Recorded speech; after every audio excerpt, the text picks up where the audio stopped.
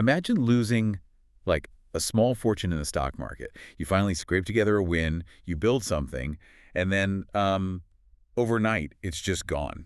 Right, just completely evaporated. Yeah, exactly. Evaporated. Yeah. Then imagine dusting yourself off, starting over, building a second fortune, only to have your own business partners cheat you out of it. Oh man, completely rug pulled. Completely. And, I think most people would quit right there. They'd retreat into a safe salary job, curse the universe, and just declare that the game is rigged. I mean, yeah, that's a natural human response, right? But Naval Ravikant didn't do that. Yeah. He didn't just rebuild his fortune a third time. He actually proved that wealth isn't a lottery ticket at all. It's an algorithm. And today, we are giving you the code. It's so fascinating because it really shatters the most comforting lie we tell ourselves about success. The whole right place, right time thing. Exactly. Society loves that narrative. We look at these massive outliers and we attribute their position to like serendipity or a privileged starting line. Because I guess if success is random, it kind of absolves us of the responsibility to design our own lives. Right. We can just sit back and say, well, the universe didn't pick us. Yeah. But when someone hits the jackpot, loses it, hits it again, gets robbed, and then hits it a third time, the luck argument mathematically collapses. It really does. You're forced to confront the reality that this person has access to a reproducible system. Absolutely. A system you can actually learn. Which brings us to our mission for you, the listener, today. We are doing a deep dive into the highly sought-after principles of wealth creation and lasting happiness from the mind of Silicon Valley icon Naval Ravikant. Yeah, and our source material today is just brilliant. It's a curated almanac of Naval's essays, tweets, and interviews. Originally compiled by Eric Jorgensen, right? Right, with a great foreword by Tim Ferriss. Yeah. And we are pulling this apart layer by layer. We're going to decode how to get rich without getting lucky. And even more counterintuitively, we're going to explore why happiness is a highly trainable skill. Like physical fitness or learning calculus. Exactly. So we're extracting actionable first principle mental models that you can apply immediately to your career and your mindset. We're stripping away the fluff here. We really want to look at the foundational physics of value, time, and honestly, human suffering. Yeah, because to fundamentally rewire how you perceive your own potential, you have to abandon the societal defaults you've been handed. You really do. Okay, let's unpack Naval's origin story, because understanding the man provides, the context for the system. Right. His worldview wasn't incubated in some pristine Ivy League environment. Not at all. He was born in Delhi, India in 1974. He moves to Queens, New York at age 9. So he's a poor immigrant kid. Yeah. No trust fund, no network, no safety net whatsoever. Wow. But he eventually tests into Stuyvesant High School, which, if you don't know, is this brutally competitive magnet school in New York. And then he fights his way into Dartmouth College. What's fascinating here is that early experience of operating on the absolute margins of society, it leaves a permanent mark on a person's psychology. Oh, for sure. How could it not? Right. Because when you start with zero capital and zero social leverage, your margin for error is basically non-existent. You aren't operating in a reality where failure means taking a gap year in Europe. Exactly. Or moving back into a wealthy parent's basement. Every single decision carries existential weight. So that environment really forces an individual to develop an almost ruthless algorithmic approach to survival. Yeah, Naval couldn't rely on favors, so he had to figure out the unbreakable, unhackable laws of value creation. He had to learn how leverage actually works because, well, he was handed none of it. And this completely dismantles the overnight success myth that Silicon Valley just loves to peddle. Oh, they love it. Right. Today, people look at Naval. I mean, he founded Opinions back in the dot-com boom. He founded AngelList. He invested absurdly early in giants like Twitter and Uber. Yeah, and they just assume he's this golden boy who knew the right venture capitalist. Exactly. They don't see the blood on the floor. But they don't see the wipeouts. They don't see the stock market wipeout or the boardroom betrayals. I mean, he had to learn these lessons through massive, agonizing friction. And those failures are the most critical data points in his trajectory. How so? Well, if you build a philosophy of wealth in a vacuum without stress testing it against human greed and market collapses, you just have a fragile theory. Right, it's just ideas. Exactly. His wealth didn't come from one massive, lucky gamble. It came from the slow, relentless compounding of small, asymmetric bets. Bets that were refined by the painful postmortems of his early disasters. Precisely. And Tim Ferriss points out in the foreword that Naval has this punch-in-the-face directness. Oh yeah, he rarely joins the consensus. Never. He questions absolutely everything, tests things rigorously, and most importantly, he changes his mind frequently when presented with new evidence. That's so rare. He is totally unattached to his past opinions. Which is the ultimate survival trait in a complex system, intellectual flexibility. Because most people tie their ego to their initial ideas. Right. Right. Like if they predict a stock will go up and it goes down, they don't sell. They double down to protect their identity as a quote-unquote smart investor. But Naval detaches his ego from the hypothesis. Entirely. If an investment thesis is wrong, he discards it without a second thought. He operates from first principles. Meaning he strips a problem down to its most basic, undeniable truths. Exactly, like the fundamental laws of supply and demand or human behavioral incentives. And he builds up from there, completely ignoring whatever the current trend or societal consensus happens to be. So as you are listening to this, I want you to ask yourself, how often do you look at successful people and assume they have a smooth ride? It's a great question. Right. How often do you write off someone's wealth or peace of mind as a product of their privileged circumstances, effectively letting yourself off the hook? We all do it. We do.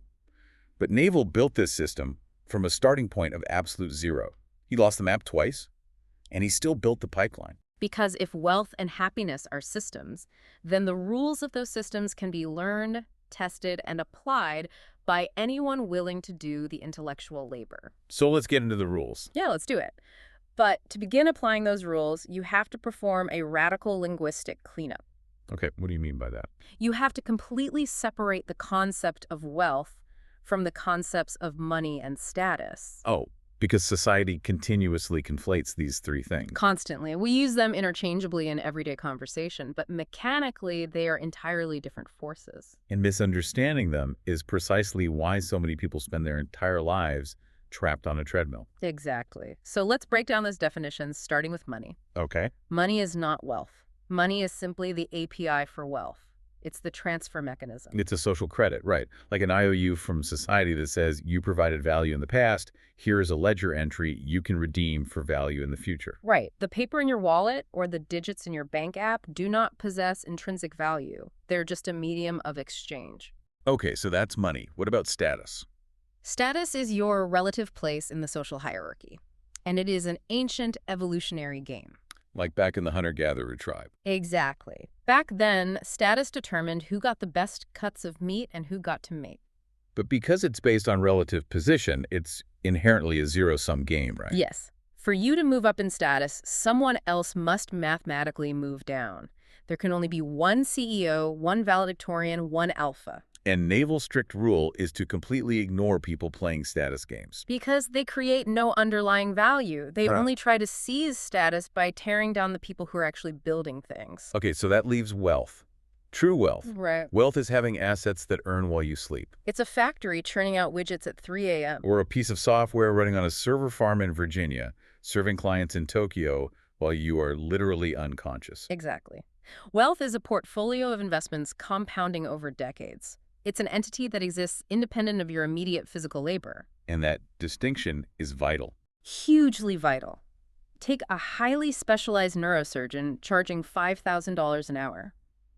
They have immense money and immense status, but they do not necessarily have wealth. Because they are still fundamentally trading their time for income. Right.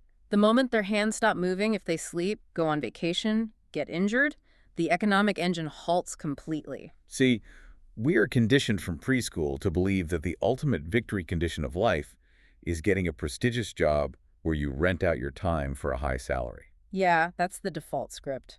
But renting your time is like carrying water in a bucket from a distant well to your house. You might get a master's degree and upgrade to a bigger bucket. Sure. You might drink a lot of caffeine and learn to run back and forth faster. But the fundamental physics remain the same. The moment you stop walking, the water stops flowing. Your back gives out, you get old, you need a break, the flow stops. Right. True wealth is spending your waking hours building a pipeline from the well to your house. And that takes years of unpaid, unglamorous labor up front. You will be thirsty while you build it. Yeah, but once it's built and the pressure is turned on, the water flows endlessly, 204/7. The pipeline is the asset. It is the entity that divorces your inputs from your outputs. And Naval provides the exact architectural blueprint for building that pipeline. It rests on three pillars. Okay, let's unpack these. The three pillars are specific knowledge, accountability, and leverage. Let's start with specific knowledge. Naval defines this as knowledge that you cannot be trained for. Which breaks the traditional education model entirely. Yeah, because if society can put you in a classroom, hand you a syllabus, and teach you a skill in 4 years, then they can train anyone else to do it. And if they can mass produce workers with your exact skill set, you are fundamentally replaceable. And when you're replaceable, you have zero leverage in the market, and your compensation will naturally be driven down to the lowest possible baseline. Exactly. So specific knowledge is found by leaning into your genuine, idiosyncratic curiosities. It's the unique intersection of your DNA, your upbringing, and your obsessive interests. Right. It's often highly technical or highly creative, and sometimes a bizarre combination of both. And there's a great litmus test for this, right? Yeah, the ultimate litmus test. It feels like play to you, but it looks like work to others. I love that. Think about what you do effortlessly that exhausts everyone else around you. Like maybe you have this weird obsession with 18th century naval history, but you also happen to be fascinated by modern supply chain logistics. To most people, reading about either of those topics sounds like a sedative. Oh, absolutely. But to you, it's a puzzle. You consume it in your free time. So if you combine those two obsessions, you might suddenly possess a framework for understanding global shipping bottlenecks that no one else on Earth has. And you can't get a university degree in 18th century logistics applied to modern shipping routes. Right. That is your specific knowledge. And because it feels like play, you will effortlessly outcompete anyone who is just trying to learn it for a paycheck. You'll put in the proverbial 10,000 hours without ever checking the clock because you're intrinsically motivated. The person doing it for money will burn out long before they reach your level of mastery. Okay, so you identify your specific knowledge. You lean into your weird obsessions. The second pillar is accountability. This is a tough one for a lot of people. It is. You have to take risks under your own name. No hiding behind a corporate logo. No being a nameless mid-level manager where the blame gets diffused across a committee if things go south. Why is accountability so hard for us? Because it's terrifying. It triggers our deepest evolutionary fears. We're biologically wired to survive in small tribes. Right. In a tribal environment, if you step forward, propose a new hunting strategy under your own name, and it fails, the tribe starves and you are exiled. And exile basically meant death. Exactly. So our modern brains are screaming at us to stay in the middle of the herd, to avoid standing out, to avoid personal failure. We seek the safety of the corporate structure. But society reserves its highest rewards for those who bear the ultimate responsibility. This is the concept of skin in the game, right? Championed by Nassim Taleb, who Naval cites a lot. Yeah. If you take the risk under your own name and you fail, you bear the total brunt of the public humiliation and the financial loss. But if you succeed, you capture the asymmetric upside in the form of equity and leverage. You cannot be an anonymous cog in the machine and expect to capture the value you create. You have to step out of the herd and declare, I am the architect of this project. If it crashes, blame me.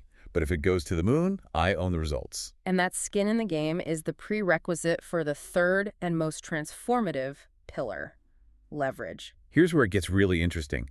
Leverage is the force multiplier that takes your specific knowledge and scales it infinitely. Right. Historically, humanity only had access to what Naval calls permissioned leverage. Like labor, other humans working for you. Exactly. For thousands of years, the only way to build massive wealth was to have a massive workforce. You owned a farm with hundreds of workers or a factory with thousands of employees. But managing human labor is incredibly exhausting. Oh, it requires immense emotional intelligence, constant supervision, HR departments. And navigating complex human psychology. Furthermore, it requires permission. You have to convince people to trade their time for your wages. Then there's the second form of permission leverage, capital. Other people's money. This emerged powerfully during the financial revolutions. Right. If you can convince a bank or a venture capitalist to hand you $100 million, you have massive leverage. But again, it requires permission. You have to beg the gatekeepers. You have to pitch, negotiate, surrender control. And everyone in the economy is fighting over the exact same pool of skilled labor and the exact same pool of venture capital? But the internet fundamentally altered the physics of leverage. It really did. We now have access to permissionless leverage. This is the great equalizer. And it comes in two forms, right? Code and media. You do not need anyone's permission to write a piece of software. You don't need a venture capitalist's approval to record a video, publish a newsletter, or launch a piece of audio analysis. We understand intellectually that digital media scales, but we rarely internalize the economic implications of a marginal cost of replication that is practically zero. What do you mean by that? Well, when you build a house, every new house requires a new pile of bricks and a new crew of workers. The cost scales linearly.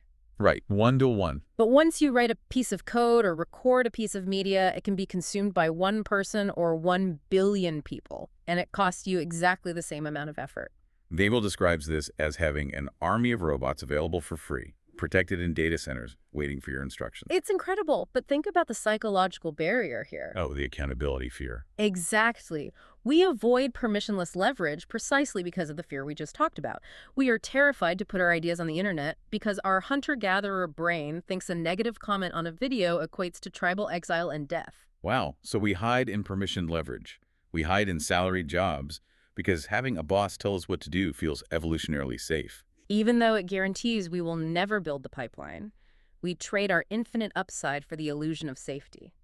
But when you overcome that biological fear and synthesize all three pillars, specific knowledge, accountability, and permissionless leverage, you arrive at Naval's ultimate directive. Productize yourself. Productize yourself. Yourself is the specific knowledge and the accountability. It's your unique DNA, your curiosities, backed by your own name. Because nobody can compete with you on being you. Exactly. And Productize is the leverage. It means taking that unique worldview and packaging it into a system, a software application, a book, or a business model that scales infinitely. Without requiring your physical presence. You transition from consulting by the hour to building a scalable software tool based on your proprietary consulting methodology. You build the asset. But making this transition requires a radical reallocation of your time. Huge. If you are stuck doing low-leverage tasks, you never have the bandwidth to build the pipeline. To force this transition, Naval offers a highly practical, almost abrasive mental model.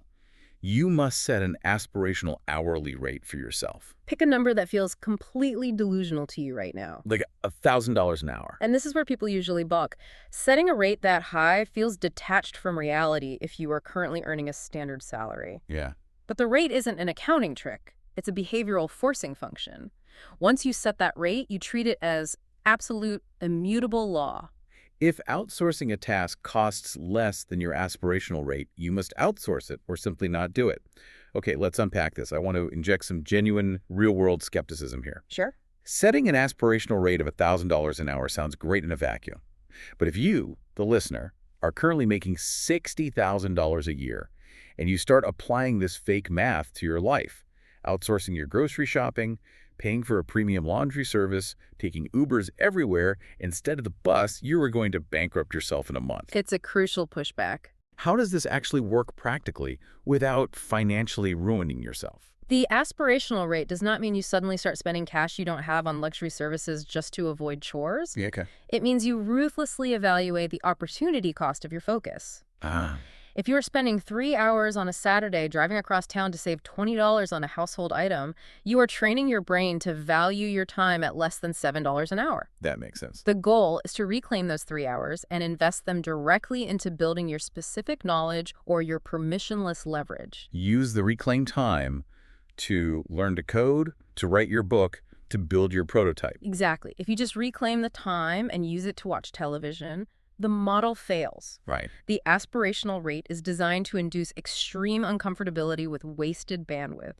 It forces you to stop arguing with customer service over a minor refund, not because you are rich, but because your mental energy is required for pipeline construction. It's an aggressive recalibration of your self-worth. You have to act like the wealthy person you aspire to become long before the bank account reflects it. You guard your time with extreme prejudice. So, we've got the triad.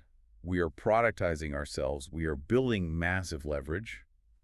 But here's the terrifying reality about leverage. If you point that army of robots in the wrong direction, you don't just make a small mistake. You accelerate your own destruction. Because leverage is mechanically agnostic. It amplifies whatever judgment you feed into it. Right, like if you're digging a ditch with a shovel and you dig in the wrong direction, you waste an afternoon of your own labor. The damage is contained. But if you are driving a massive industrial excavator, which is leverage, and you dig in the wrong direction, you cut a major fiber optic cable, and wipe out the internet for a city block. The stakes scale exponentially. When you have access to permissionless leverage, a single bad decision is catastrophic, but a single good decision creates generational wealth. Therefore, the absolute bottleneck to managing leverage is impeccable judgment. You need clear thinking. And Naval notes that clear thinking is a vastly higher compliment than being smart. Oh, absolutely. Lots of people are highly intelligent, they have high IQs, they possess elite degrees, they can memorize incredibly complex jargon. But they are frequently terrible thinkers. They get tangled in their own cognitive biases, they are blinded by their emotions, and they lack a fundamental grip on reality. Our sources reference Richard Feynman, the Nobel Prize-winning physicist, as the archetype of clear thinking. Feynman despised jargon. He really did.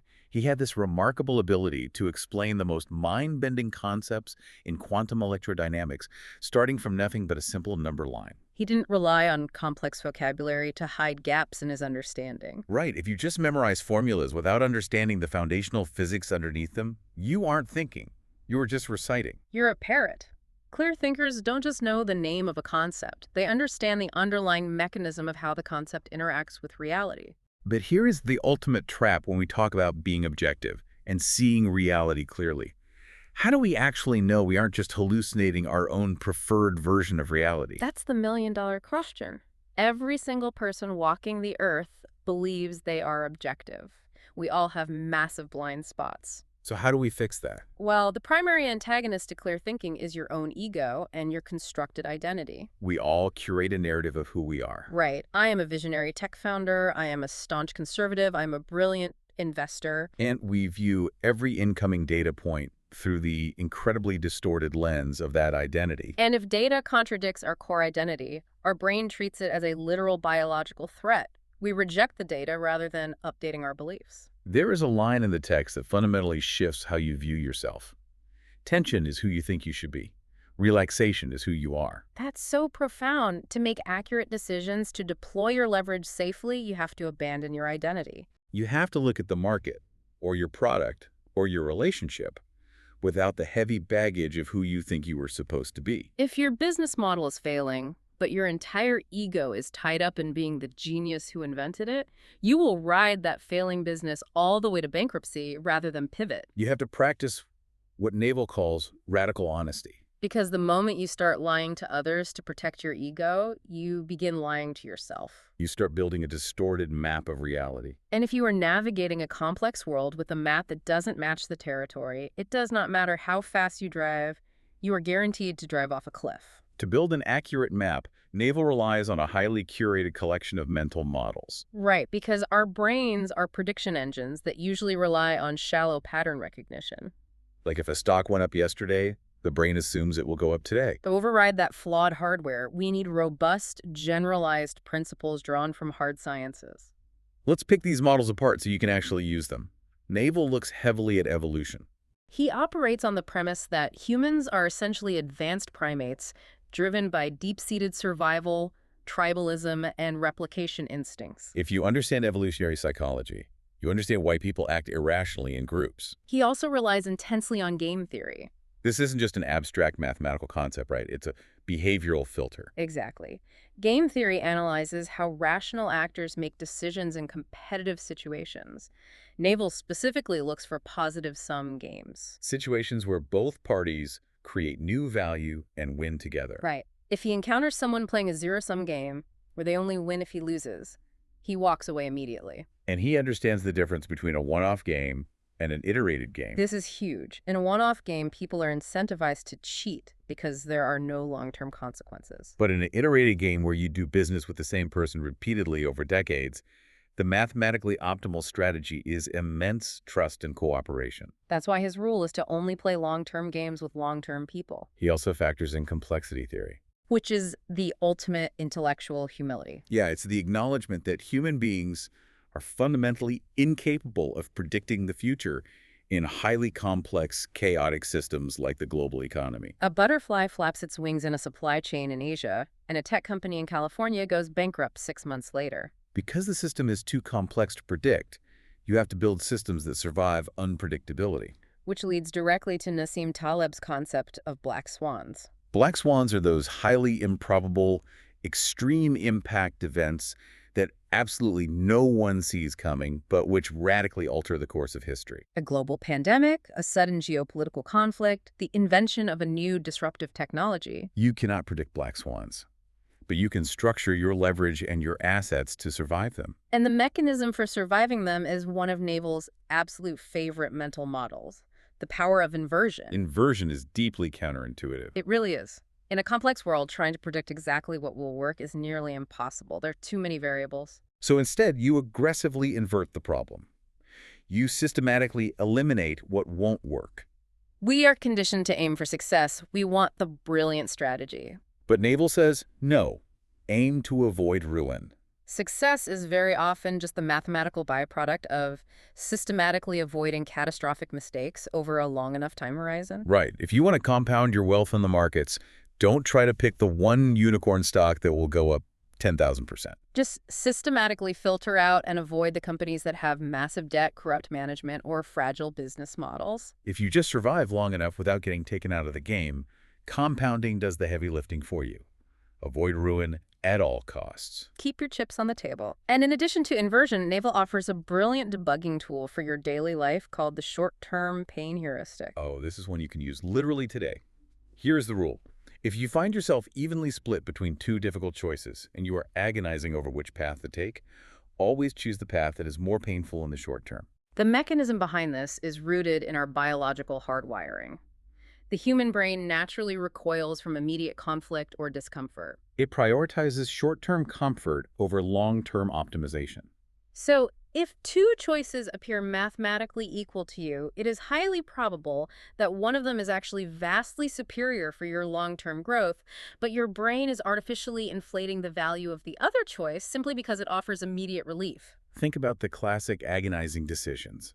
Staying in a comfortable but unfulfilling relationship versus the immediate searing agony of a breakup. Or sticking with a safe dead-end job versus the terrifying vulnerability of quitting to start your own venture. Your brain whispers, just stay, it's not that bad. Avoid the confrontation. But the short-term pain path is almost universally the one that leads to compounding long-term growth. If you're paralyzed by a decision, the answer is usually no to the comfortable option and yes to the painful one. To cultivate these mental models, Naval is militant about the habit of reading, but he draws a massive distinction in what you should read. Right, he argues strongly against reading modern business books. You know the ones. You see them in the airport kiosks. Oh yeah, they are essentially a single, mildly interesting blog post that has been artificially padded with 300 pages of repetitive anecdotes just so the author can secure speaking gigs.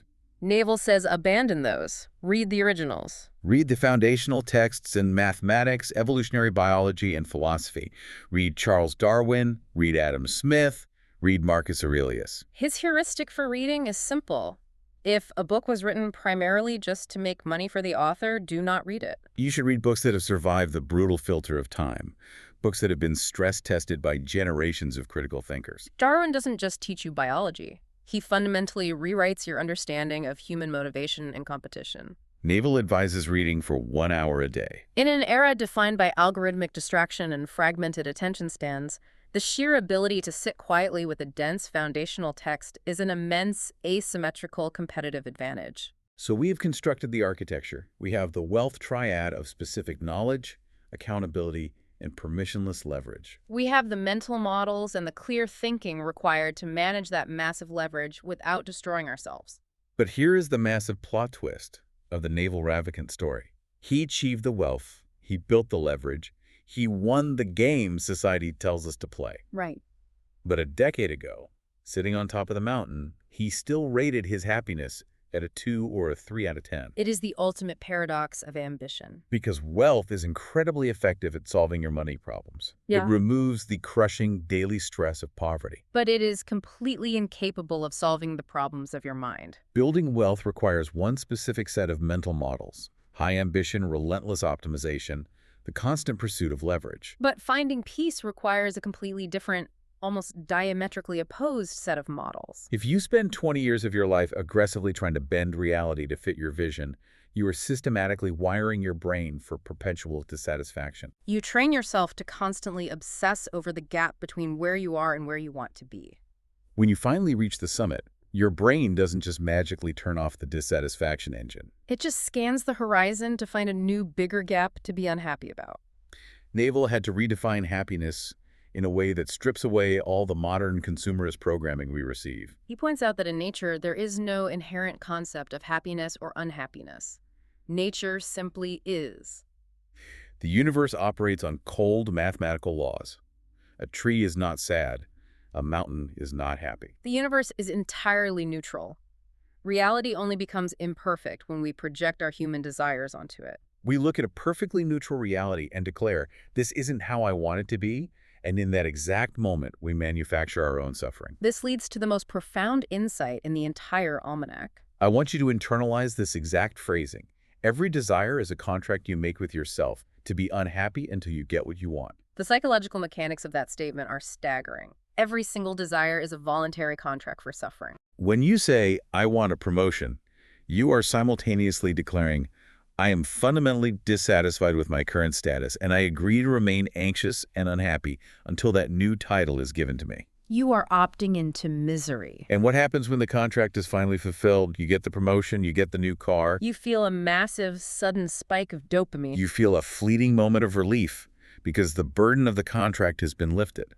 But a week later, your baseline resets. The monkey mind wakes up, looks around, and immediately signs a new contract. Now I need the corner office. Now I need a bigger house. It is a Sisyphean treadmill of manufactured misery. Therefore, true happiness is not a state of manic, jumping up and down excitement. Thrill is just the opposite side of the coin from despair. Happiness is the complete absence of desire. It is a state of profound peace. When nothing is missing, the internal monologue shuts down. It stops obsessing over past regrets, it stops hallucinating future anxieties, and it finally rests quietly in the present moment. That sounds incredibly zen. But we live in the real world. We have mortgages, we have deadlines, we have difficult colleagues. They can't all retreat to a mountaintop ashram. Naval is an engineer at heart, so he provides a pragmatic algorithm for dealing with friction in the real world. He calls it the three choices rule. In any given situation, you only ever have three valid options. You can change it, you can leave it, or you can accept it. Let's examine the friction of each choice. Say you are in a highly toxic work environment. Option 1 is to change it. You confront your boss, you rally your team, you try to fundamentally alter the culture. But you must approach this knowing that changing it requires immense desire. And as we just established, desire means accepting a period of suffering until the change is achieved. Option 2 is to leave it. You recognize the system is broken, you cut your losses, and you walk away. But option 3 is where the real work happens, acceptance. And we need to dive deep into why acceptance is so agonizingly difficult. Acceptance does not mean passively whining about your fate. It means radically dropping the shoulds. We suffer because we believe our boss should be polite, or the traffic should be lighter.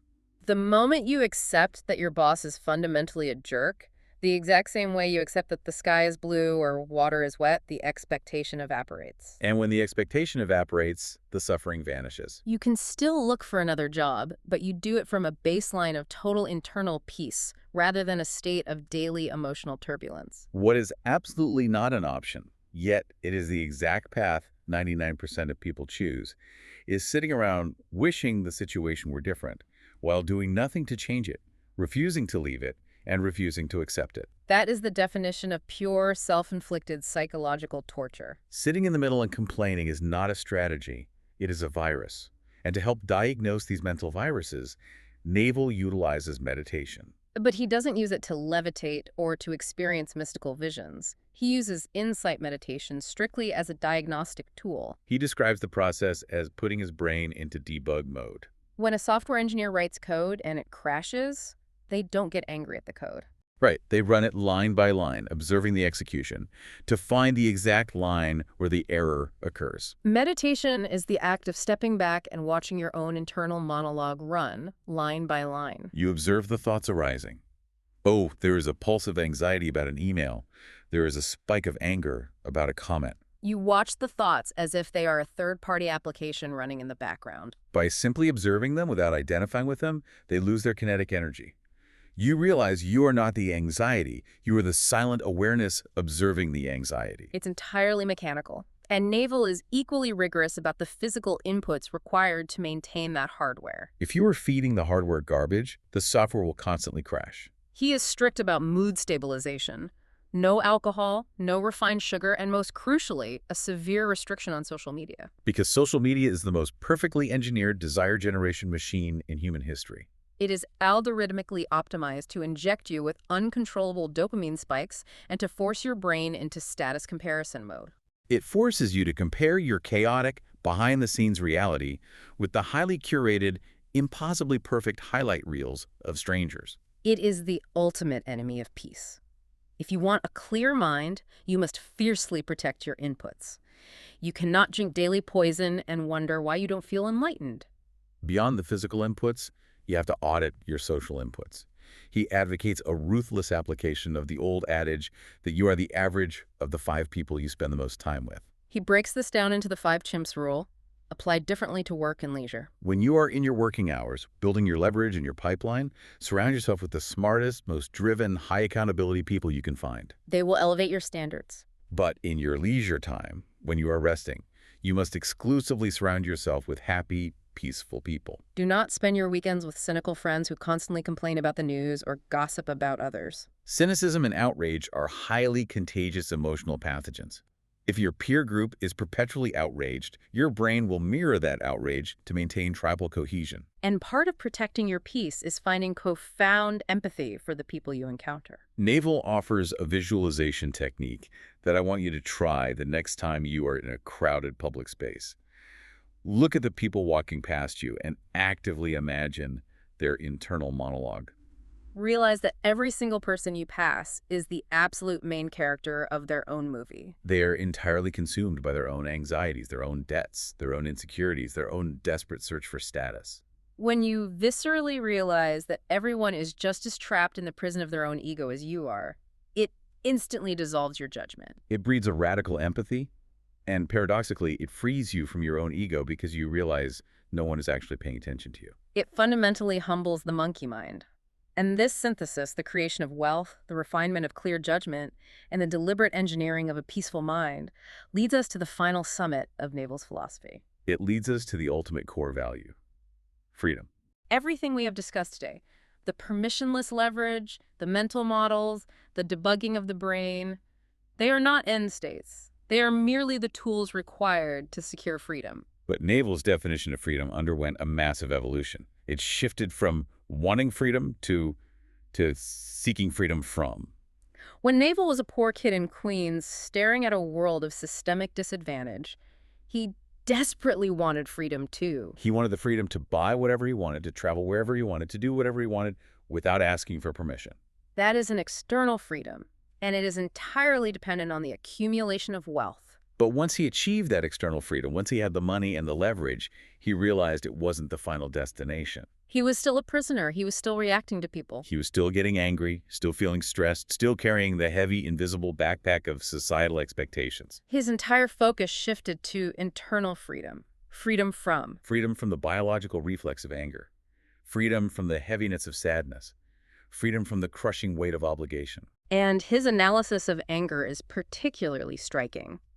We typically view anger as an offensive weapon. Right. We get angry because someone wronged us, and we want to use that anger to strike back and punish them. But Naval treats anger like a malicious cryptominer running in the background of your brain's operating system. You think it's doing something productive, that it's generating justice or resolving a conflict? But in reality, it is just quietly draining your battery, overheating your system, and slowing down every other cognitive function in your life for absolutely zero payout. You are entirely consumed by the processing power of your own rage, while the person you are angry at is likely sleeping soundly. It is a complete loss of internal control. It is the antithesis of freedom. True internal freedom means you no longer react automatically to external stimuli. If someone insults you and you immediately flare up with anger, you have surrendered your sovereignty. They pulled a string, and your biology forced you to dance. Freedom from means a person can insult you, and you have the mental space to simply observe the insult, diagnose that it stems from their own internal suffering, decide it has a zero bearing on your reality, and remain completely peaceful. And there is one final, incredibly common trap that destroys freedom, and it loops all the way back to our discussion on wealth. It is the insidious trap of lifestyle creep. This is the graveyard of high earners. People start to build leverage, they start generating significant income, and immediately their biology demands that they signal their new status. They buy the massive house, they lease the luxury cars, they enroll their children in the most elite, expensive private schools. Suddenly, their massive income is no longer building wealth. It is entirely consumed by servicing their massive debt and maintaining their inflated lifestyle. They become trapped in a golden cage, they have incredibly high status, but absolutely zero freedom. They cannot afford to quit their toxic job or take a risk on a new venture because their monthly overhead is astronomical. Naval points out that true freedom of employment is directly correlated to living significantly below your means.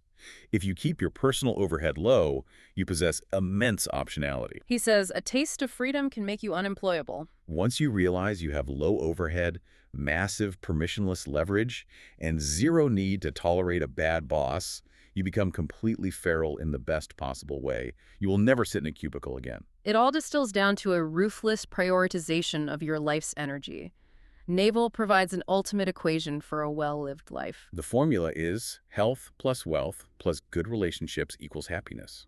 But the critical part is the non-negotiable priority order in which you must live your life. The order is health, love, and your mission, in that exact sequence. Nothing else belongs on the list. Health is first because it is the baseline prerequisite for existence. If your health fails, your wealth is meaningless. Your leverage is useless. A healthy person wants 10,000 things. A sick person only wants one thing. Then comes love, your relationships, your family, your curated tribe of peaceful people. And finally, your mission, your specific knowledge, your work, the unique value you are deploying into the world. It is vital to recognize what is entirely absent from that priority list.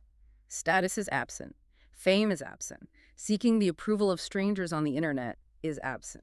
Health, love, mission. It sounds incredibly simple, but it requires relentless discipline to execute because every billboard, every algorithm, and every societal script is screaming at you to prioritize status and money above your own health and peace of mind.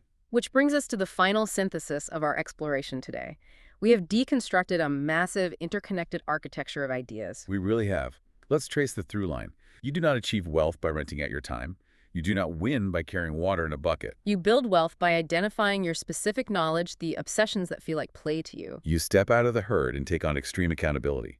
And you deploy permissionless leverage code and media to build an army of robots that scale your value while you sleep. But having that immense leverage requires the cultivation of immaculate judgment.